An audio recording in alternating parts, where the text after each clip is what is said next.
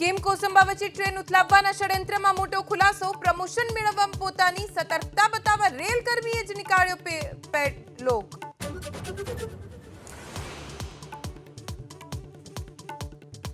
બોટાદમાં કષ્ટભંજન વિદ્યા મંદિર સ્કૂલ બસને નડ્યો અકસ્માત. 2 વિદ્યાર્થીઓને સામાન્ય ઈજા.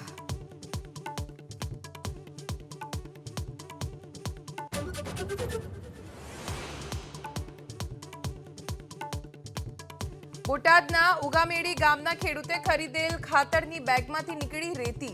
ખેતીવાડી અધિકારીએ નમૂના લઈ શરૂ કરી તપાસ. ખેડૂતને ન્યાયની માંગ.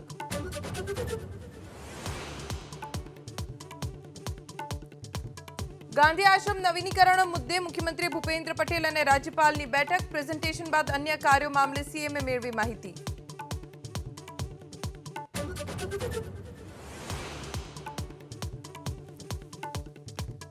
દિલ્હીના મુખ્યમંત્રી આતિશીએ સંભાળ્યો પદભાર. અરવિંદ કેજરીવાલ માટે સીએમની ખુરશી રાખી ખાલી.